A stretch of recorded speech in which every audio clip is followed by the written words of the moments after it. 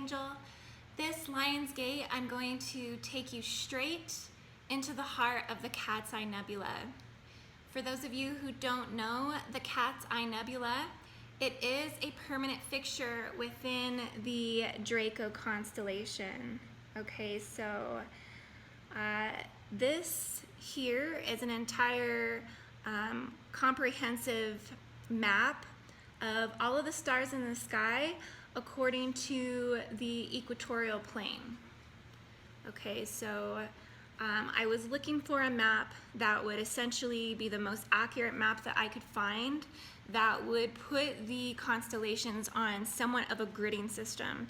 So I could actually start to see where they align in accordance to, for one, the equatorial plane, but also the north and the south nodes, and then also according to, and in comparison to some of the other maps, the grid maps that I have of the planet. Okay, because what I'm finding is that these coordinates from the sky line up and match up to the coordinates on the Earth. So yeah, I'm really excited to have got this map. I did buy this one off of Etsy. So this one has a really fun story actually. It was a very old map. They said that it was drawn up in 1807.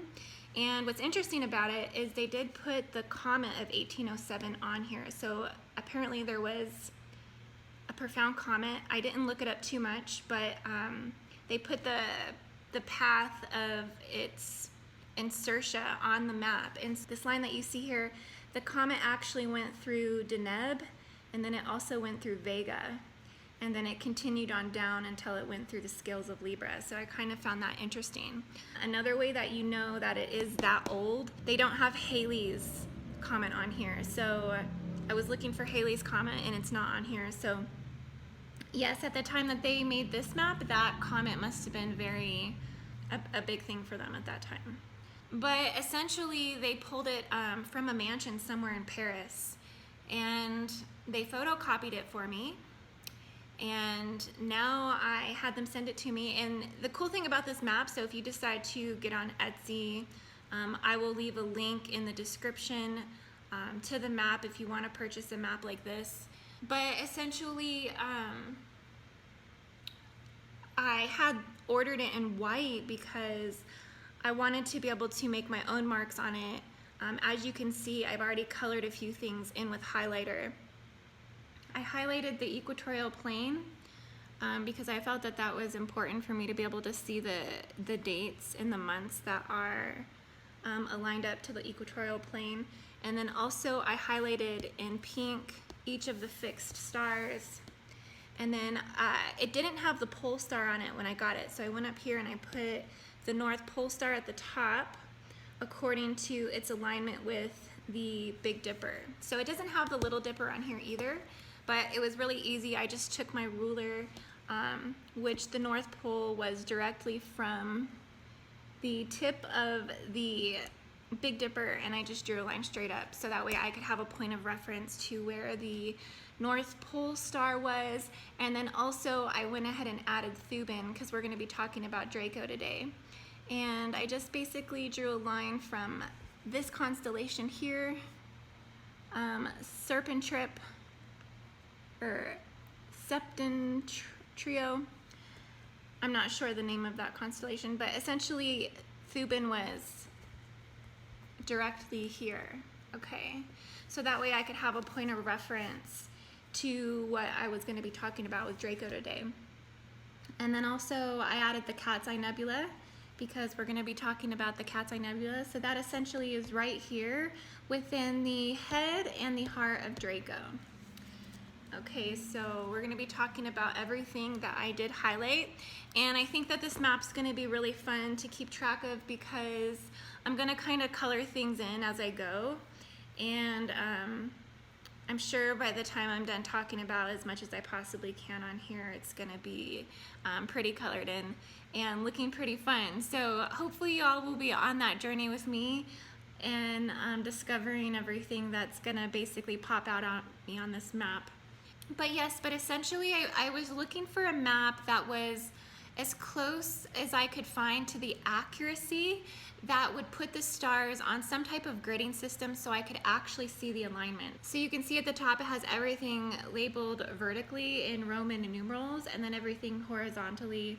It does put it on some coordinates between 10 to 50 and 10 to 50. Okay, so I'm assuming that these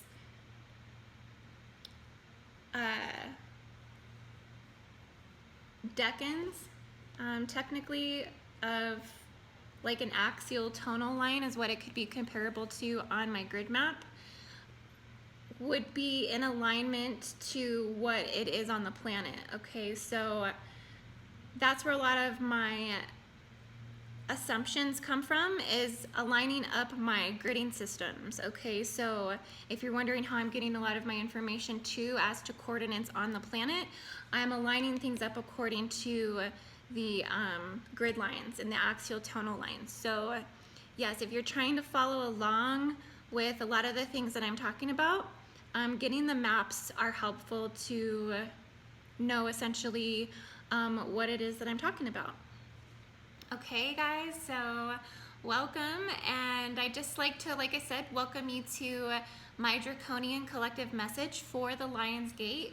This is a Lionsgate special for what is the Lionsgate portal. So the Lionsgate portal is officially open July 26th through August 12th, and this is a giant major galactic portal activation, okay? I say that this is bringing through the cat's meow and a profound holy truth that really has been ringing in my ears for some time now, and I finally feel like I can show you guys why I feel this way. And really quickly guys, I just wanted to let you know, don't forget to hit that notifications bell to continue to receive my messages, and make sure that you stay tuned to the end on this video, as I have a special announcement for you guys about my launch in bioregenesis. But I'm gonna save all of that for the end, because this message that I have today for you guys is so profound, and I really have been scratching my head for a while on this, because these theories that I'm about to talk about today really do go against a lot of what the starseed community believes.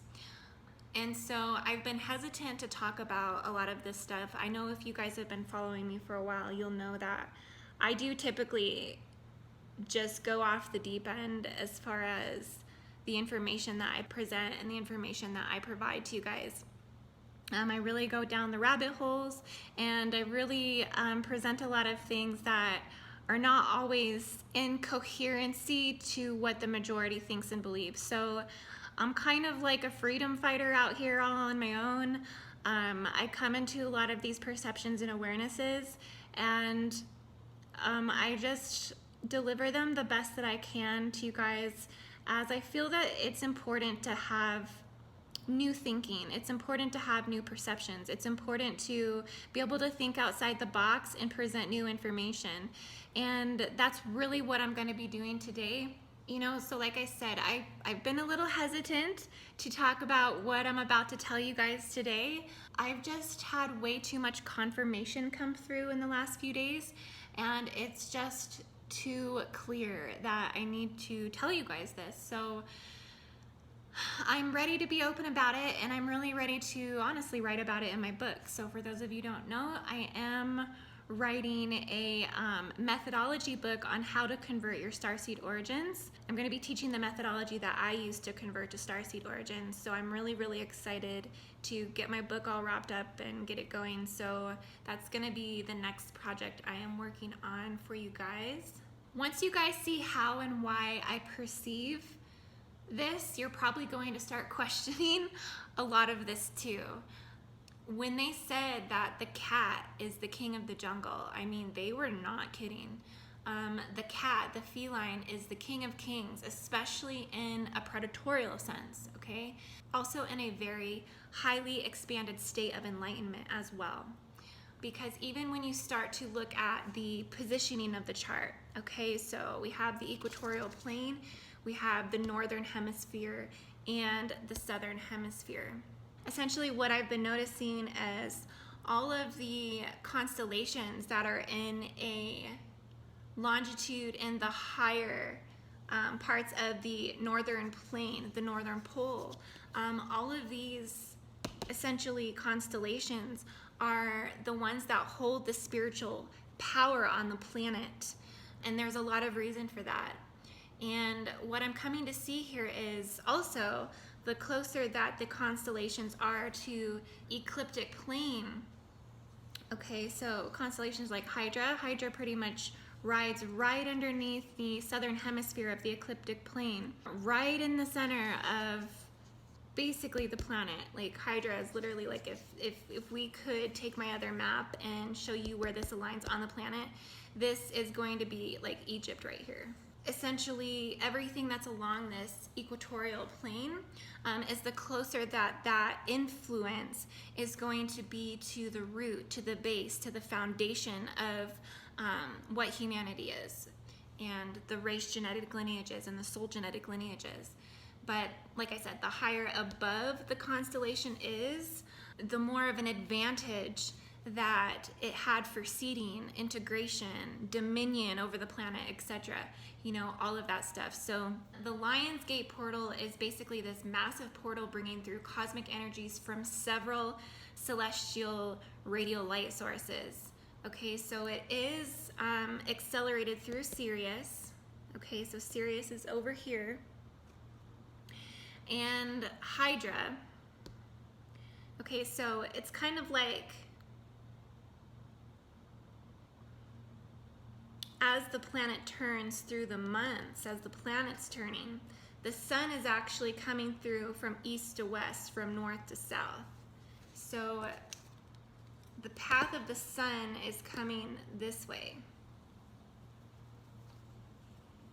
Okay, so the influence of Sirius is on the setting aspect of the sun, but it is the predominant aspect when this is where we're at within the planet, because the equatorial plane is also representing the months. Okay, so yeah, right now we're about right here as far as the month where we're at. We're on July 28th today, so yeah, we're about right here. So the ecliptic plane of the sun is coming through like this. Okay, and it's coming from the northern hemisphere across the east to the west down to the southern hemisphere. The main stars that we are initiating to, activating to, would be Sirius, Alphard, and then also Regulus. So these three stars right here are the most predominant influences that we are experiencing, activating to, integrating, reflecting, and transmitting. And then also pointing out here that Regulus, and here's what I noticed when I highlighted all of the royalty fixed stars. Okay, so all of the royalty fixed stars, which would be Aldebaran, Regulus, Antares, and Fomalhaut, they all pretty much ride this ecliptic plane here. But what I did notice was that Regulus rode the ecliptic plane the highest. Okay, so it sits the most north. Well, it's pretty equal to Aldebaran actually. But according to other astrologers and websites that I've checked, Regulus is supposedly sitting the most highest north on the equatorial plane. And that makes sense too because of the curvature. So Aldebaran would actually be below on the southern ecliptic. Regulus, out of all of the four fixed royalty stars, sits the highest on the ecliptic plane, so it is the most north. So it is considered the watcher of the north. And I feel Regulus is the universal planetary stargate that aligns exactly to the Giza Egypt Sphinx. Okay, so which also, according to the primary universal stargate Templars, is the solar sun. So what I'm talking about when I talk about those stargate Templars is this is one that I actually drawn up, but this is according to Guardian Consciousness. So everything that's on my Cathara is according to Guardian Consciousness. It is according to the Voyager's books. And when I say that Regulus Stargate would be the planetary stargate of the solar sun, so it would be the 4th Templar on the celestial Cathara grid, and the location is Cairo, Giza, Egypt. Okay, so therefore I take my other map and I pull it out here.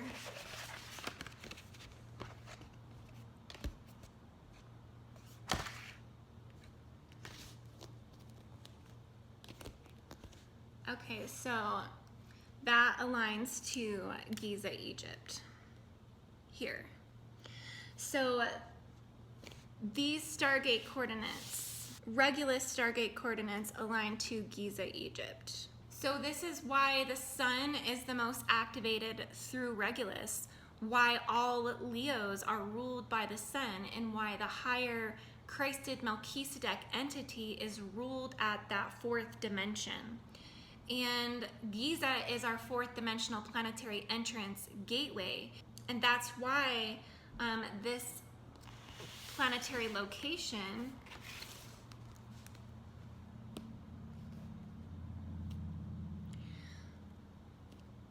were built for the metaphysical and spiritual use for enlightenment straight to the metagalactic core portal, that these are the gate transits used for seeding into the planet. Okay, so I hope that makes sense to you guys.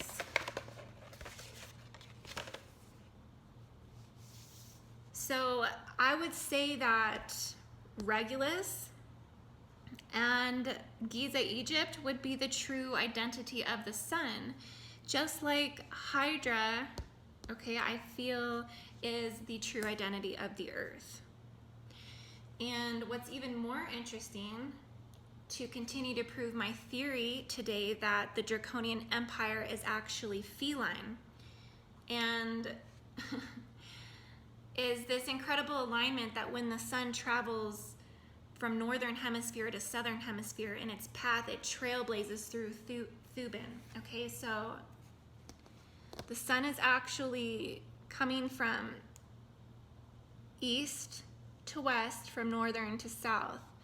Now, if you put my little ruler here, you can see that the sun will actually blaze through Thuban, through the center point Regulus, which would be that Giza portal grid location, and then continue to traverse through. What's interesting, on the southern hemisphere, it traverses through the center of Altair and Sirius. Okay, so that's why that energy is so intermixed, that Syrian and that Hydra energy is so intermixed. Now, if we actually just say that the path of the sun is coming more slanted, it also equally traverses through Draco's Cat's Eye Nebula, okay, and then directly through Regulus as well. And that would actually put it directly through Sirius, which is really interesting. So if we take this Cat's Eye Nebula and we draw a line all the way through the Cat's Eye Nebula, through Regulus, the center point of the equatorial plane, right where Giza, Cairo, Egypt is, and then keep it going right on through, it hits right through Sirius as well. So yeah, it's pretty freaking incredible.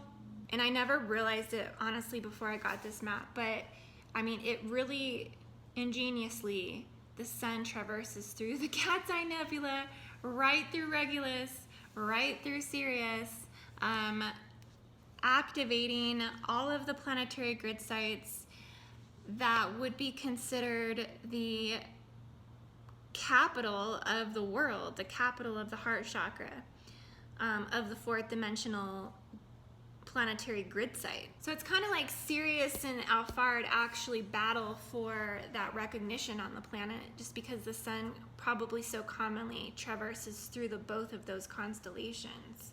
But in terms, so it's kind of like in terms of feminine duality, like Sirius being the good witch and Hydra being the bad witch kind of deal. And then also if you draw a line from Polaris, you can also see where the planetary poles align from north to south. So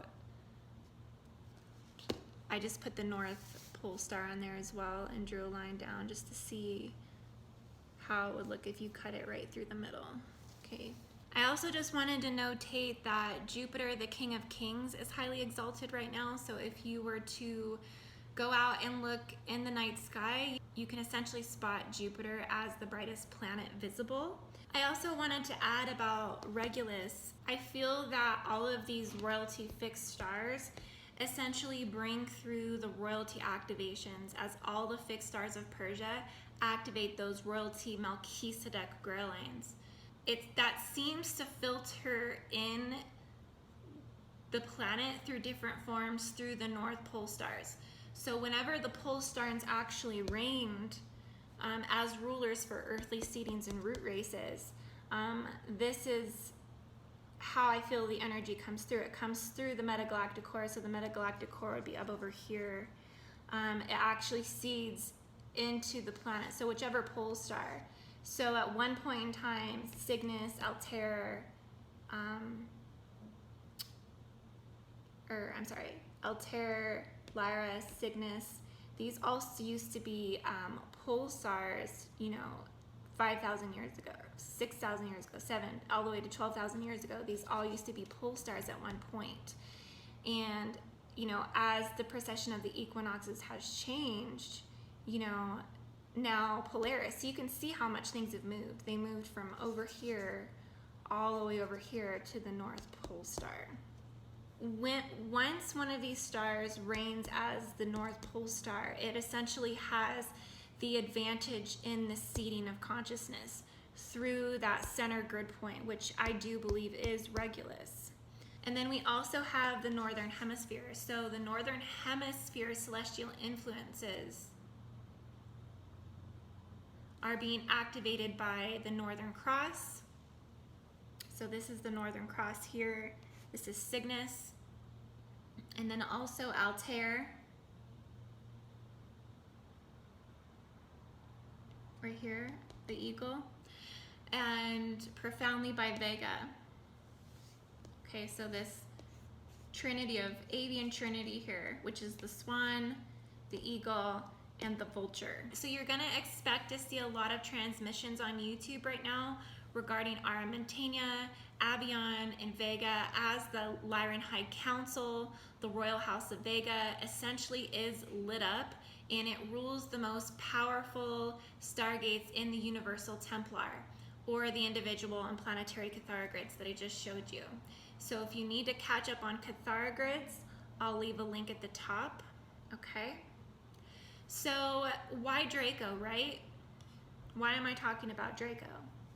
I just showed you the alignment. I just showed you how, as the sun traverses through Draco, it goes through Regulus, and it goes out through Sirius and Alphard. Even if the sun is traversing at a more of a degree angle, it's gonna hit right through that Cat's Eye Nebula, which is the feline soul genetics that seeded the planet, okay? And it's going to come right through Regulus, which is the Sphinx. The Sphinx is what? Half man, half cat. Okay, so essentially, like I said, Cygnus, Lyra, and even Altair used to be the true North Pole stars at one point in history. But you might not know that Thuban used to also be the North Pole star. And this is the brightest star in Draco, okay? And you can actually see from this map that Thuban is the highest up in the Northern Hemisphere, next to Polaris. Whatever constellation is the North Pole star, or is closest to the pole star, is going to have the most influential seeding into the consciousness on the planet. Draco and all the previous pole stars actually cycle around the north now, while Polaris technically stays still. So Polaris is technically staying still. All these other old school pole stars are essentially circling around that star. So I'm going to show you guys a picture here of Polaris being the center of the swastika. And this is the center of the Big and Little Dipper. And this picture doesn't include Thuban, and Draco actually cuts right through this as well, but you can see it on my map here more clearly. And I have this theory that every star, once it reigned as the true North Pole star at one point, had the advantage to the seeding of consciousness into the planet. So it will be interesting to see the seeding of Polaris as its version of Melchizedek's are now going through their mass wave seedings, the third wave to be exact, and have been for the last 250 years. Okay, so I feel like through each seeding of each pole star is a different version of that Melchizedek seeding, as I feel the Melchizedek entity comes from the metagalactic core. So it seeds into the race morphogenetic field, or the spheres of a mentee, which is a holographic disk inside the planet that all race lineages seed through. And I know this is not really what you all were expecting to hear for the Lion's Gate, but today, like I said, I'm presenting some new theories based upon my research and the guidance and the synchronicities I've been receiving from Guardian Consciousness. A truth that has been really blatantly clear. And I was blind as a bat, you know? Synchronistically enough, it is the bat totem in the first month of the Mayan New Year. And the bat spirit, meaning, is the night's guardian lurking in the darkness with its senses on high alert, bringing forth acute powers and perception and revelation. And not only was I blind as a bat, I think humanity as a whole has been blind as a bat when the evidence has been literally in the form of a statue right in front of our face. The Sphinx, right in Cairo, Giza, Egypt. You know, it's literally in the form of a statue right in front of our face. And my critics, trust me, you just make me stronger when I say that the Draconian Empire is feline. And I really do believe that now, after looking at the map. Like, the evidence is completely clear that, yeah, it is in the shape of a Draco, of a dragon, serpent type monster or whatever, but the Cat's Eye Nebula is in the center of Draco. So that is the only feline aspect in the sky. And I just really think that we should not overlook the fact that nebulas are nurseries, and nebulas essentially are what seed, I feel, the consciousness into the planet. But, you know, everything's a food source, and the Dracs know this. They just don't deny it, and they use it for the reign and their power. And not saying I'm going to use anything for power, but I am going to transmute the judgmental projections into a work harder mentality, and then just use it as food or fuel to do that much more. And I don't think any of us should be ashamed to do that or feel that. That is the feline in us. You know, I really do feel that the Sphinx is a homage to the Draconian Empire. They literally left our heritage in the form of a gigantic statue, but yet we still question who left it. Well, I can tell you who left it. Follow the alignment. Cat's Eye Nebula, directly influenced and seated the center of the equatorial plane in the heavens and on the planet, and then goes right through Sirius. So yeah, I will tell you who left it. The essence of the creator gods from the Draconian Empire, the true feline race. The Sphinx, half man, half cat, perfectly sitting east on the center coordinates of the planet. So the Sphinx actually faces east towards Abadan, Iran. And Abadan, Iran is the planetary stargate grid location to Vega. So once again, if you look at my other map, here's Giza, Egypt. And the Sphinx faces east towards Abadan, Iran.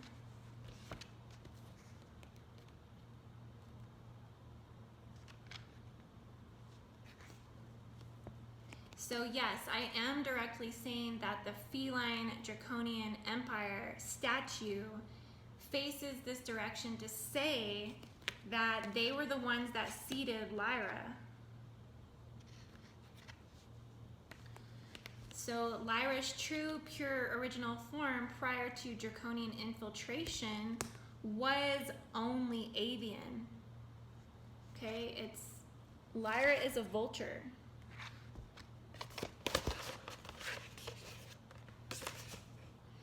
And the power avian trinity, like I said, which is Cygnus, Vega, and Aquila,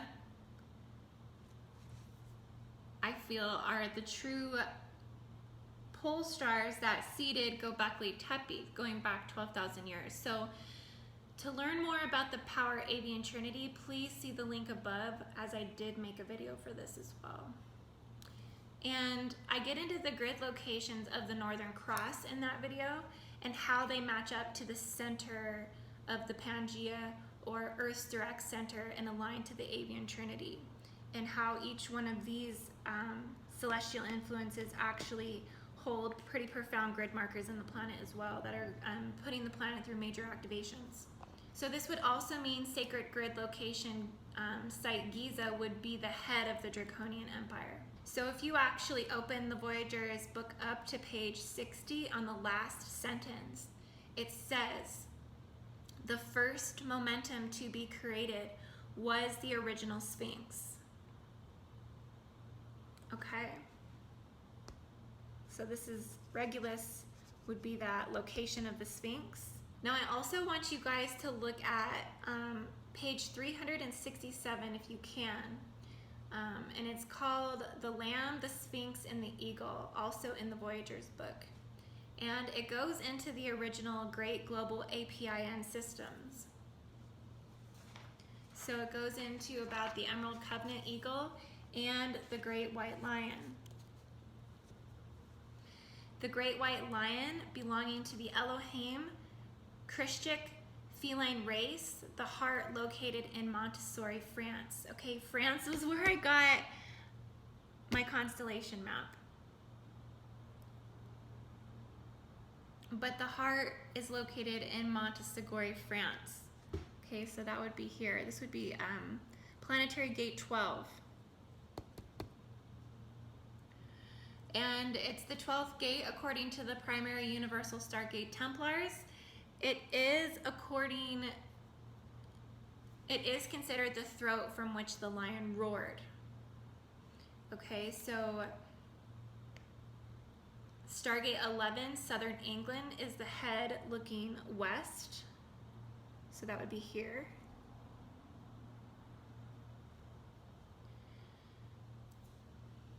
And the Great Front Paws stretch out across the North America and the South America. And its rear left paw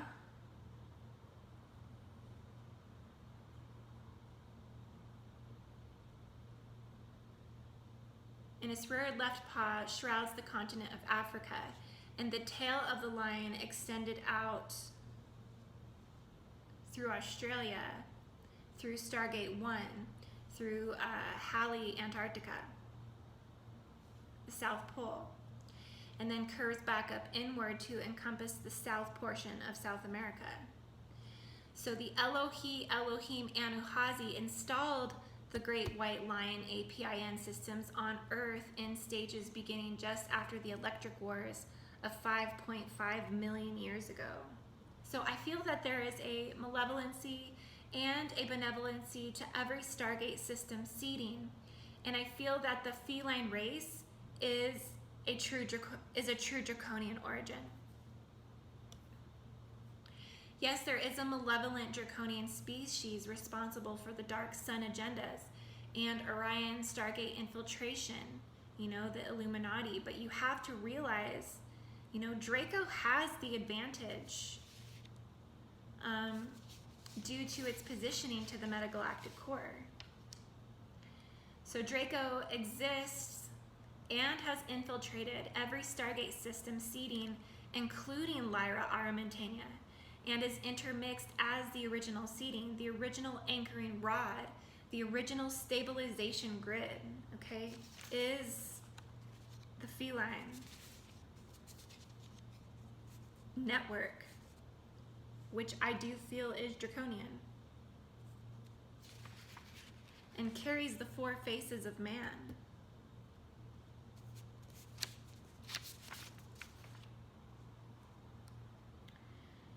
Who else would they be? Think about it. Who else would the feline race be? I mean, really. If you're gonna tell me that the feline race seeded from some other universal Stargate system, like, I'm open to hearing your ideas, but like, I just feel like this is too concrete. I feel the Sphinx is its statue. The Cat's Eye Nebula is in between the head and the heart of Draco.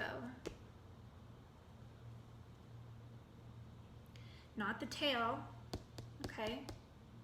But right in between where it actually counts. Like I said, the nebulas are our nurseries. You know, Lyra carries a nebula right between the harp. But we don't deny Lyra as the true seeding of the planet. Why do we deny this draconian alignment and act like it doesn't exist?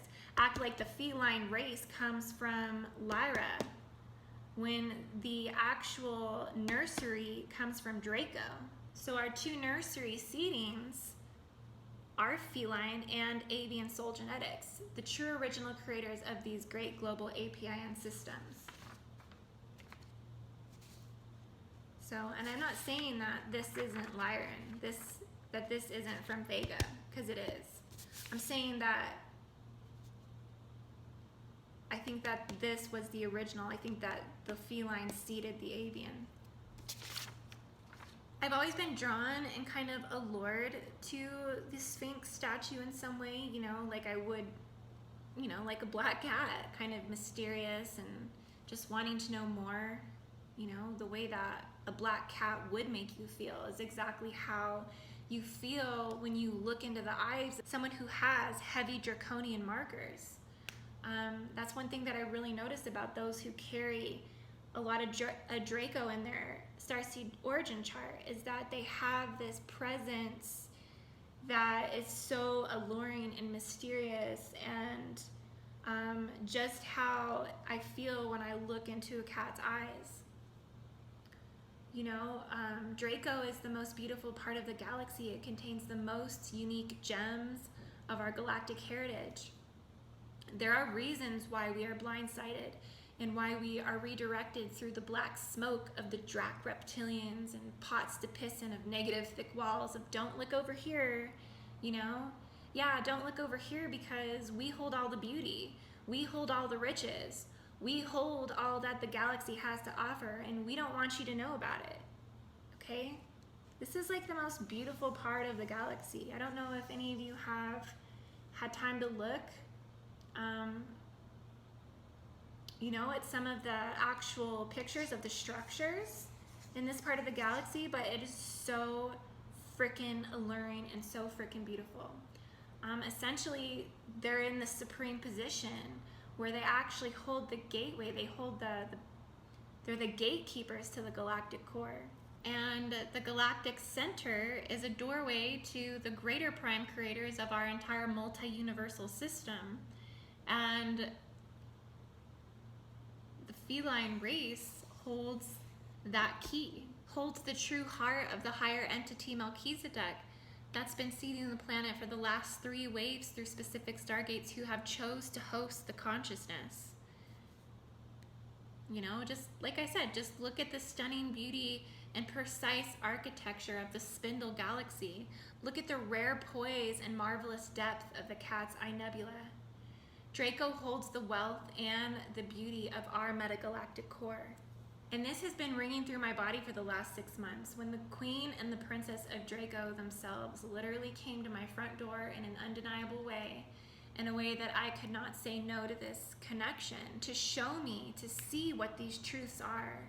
Now, I know you never really know what to expect from me, that my creations are constantly shifting from one thing to another. But this is truly what multidimensionality looks like, people, you know? It's a constant shifting through the galactic portal activations and aligning to Stargate after Stargate until the messages coming in gain so much momentum you can no longer hear over the frequency in your head, and you have to deliver the message. So my message today is, you know, when you're celebrating the Lion's Gate, you're celebrating your Draconian heritage.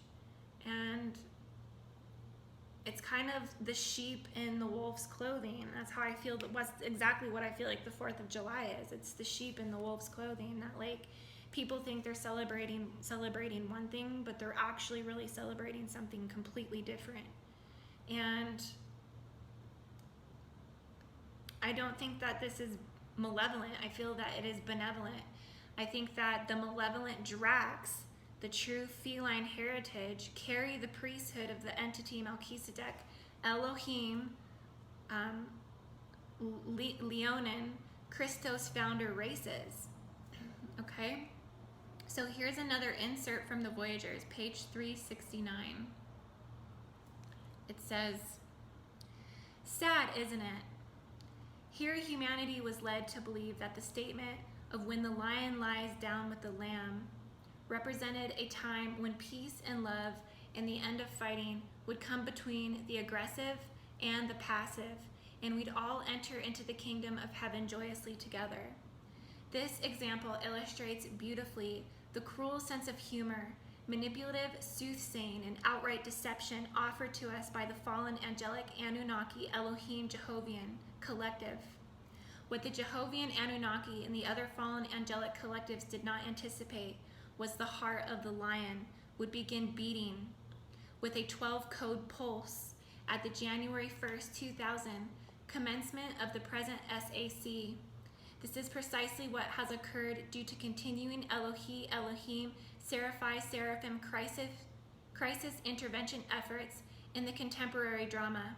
Now, all of the fallen angelic collectives are in a race for time to fulfill their intended OWO Dominion agendas in hoping of preventing the Great White Lion and Golden Eagle APIN systems from fully awakening from their long slumber.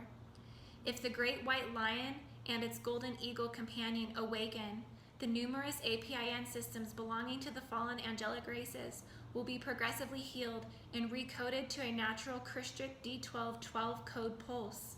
In this case, Earth, Inner Earth, and the halls of Amenti will be permanently spared further advancement of the fallen angelic dominion campaign. The big question is, can the Great White Lion and the Golden Eagle be healed and awakened in time? Okay. Well, namaste, everyone. I hope that you enjoyed this message today. I hope that you enjoyed expanding your mind into new theories, new possibilities, that things may not always be as they seem. The deeper we look and the deeper that we dig into these grid networks of the planet, we can see that our truth has always been here the entire time. And on top of that, it's always been positioned directly to the alignments of the planetary coordinates, which I find even crazier the more, I look into it. It's just more mind-blowing time and time again that the truth is deep in the grid networks themselves. So yes, for now, I'm going to stick to my truth that the Dracos are feline until something proves me otherwise. Also, I have my announcement, and that will be that I just launched my bioregenesis on my Patreon. So if you would like to support my Patreon, it's very affordable. It's only $10.10 a month membership, and that's going to give you full access to all of my bioregenesis techniques, guaranteed to expand your higher mind. It's all very well thought out, studied ascension technique program, and it's ready for you to implement as soon as you make that pledge. I do post new techniques every week, and you will absolutely love these techniques. I promise. I really believe in these techniques, and I have seen so much growth in myself and those who are now using the techniques. So, like I said, it's helped me out a lot, keeping me in alignment to my truest mission on the planet, and that is to assist with bringing forth these cosmic messages aligned to the celestial radial light source origins. So please check out my Patreon, www.patreon.com/IndigoAngel. And always, if you would like a starseed origin reading or personal bioregenesis session, I'm also available at IndigoAngel222@gmail.com. And with that bioregenesis session, if you choose to get a personal session, I will send you all of the techniques recorded, and there are about 10 of them for you to have and to personally keep, so you can continue to working on the techniques post the session. So if you would also like this map, like I said, I will leave a link in the description as to where you can order one of these maps. And I do recommend to draw, color, and highlight what you need, as it's going to help you better understand the coordinates. So that is my recommendation. And I hope that you all are having a beautiful Lion's Gate and a beautiful everything. Namaste.